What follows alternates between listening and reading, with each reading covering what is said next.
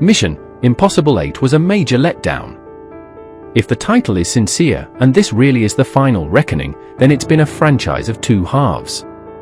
Mission Impossible diehards tend to underrate the first half, which ran from Brian De Palma's brisk 1996 original to 2011's fun Ghost Protocol, as much as they overrate the second, which launched with 2015's Rogue Nation. Yet the rumbles and grumbles emanating from public screenings suggests a disgruntled consensus is forming around the concluding installment, that this is an altogether disjointed way to resolve the affairs of Ethan Hunt and his IMF crew, and a shaky way to ignite the movie summer season. 90 minutes in which nothing happens over and over again, followed by 70 minutes of B-roll. To better diagnose this latest glitch in the Hollywood machine, we need to return to the relighting of the fuse.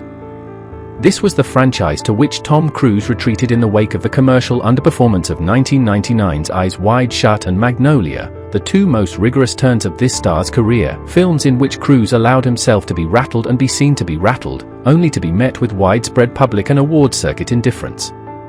The Mission Impossibles, by contrast, would be the sort of 4DX coded sure thing for which audiences have routinely turned out a creative safe space, even as the film's constituent set pieces pushed their prime mover into performing ever riskier business to ensure bums on seats. In those early films, the character of Hunt was as much martyr and markman as savior or secular saint, targeted at every turn by directors with comparably forceful visions.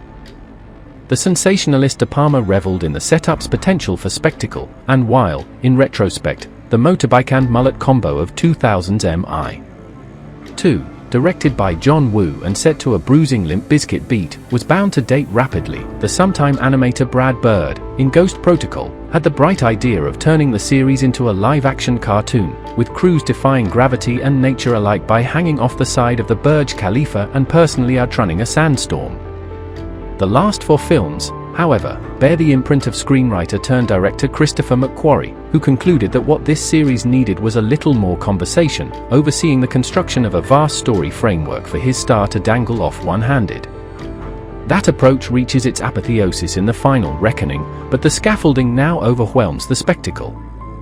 The attempt to solder 8 films together ends in much rewritten incoherence, sieving Raim's confused send-off, and, worryingly, results in missions being described rather than shown.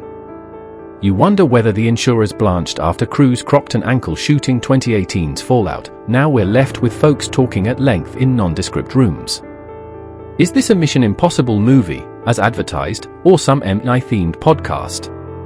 The spectacle, when it tardily follows, is subpar. Nothing rivals the train derailment in 2023's Dead Reckoning, which perversely benefited from McQuarrie's yen for stringing matters out. A soggy deep dive, cramped and claustrophobic, offers another, this time depressurized, chamber piece. During a rote subterranean shootout, we learn world-ending AI generators can apparently be stored in complex cave systems. At this length, other flaws become apparent. While the cast expanded once the series set up shop in London, the supporting players now have far less to do, save raise sporadic eyebrows. Arcane artificial intelligence. The villain in 2025 is a resonant choice, but it's never developed beyond abstract concept. The human big bad, the ever-underused Esai Morales, is an afterthought. Late MI is mostly all about Tom, or as the credits frame it, Tom Cruise in a Tom Cruise production.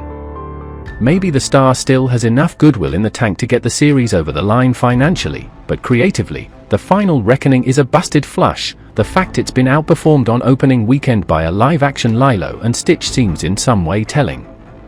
For his part, Cruise has earned the right to stand alone and unbowed atop the BFI IMAX like the world's most celebrated Anthony Gormley figure. His stardom has only been reaffirmed over the course of the past quarter century.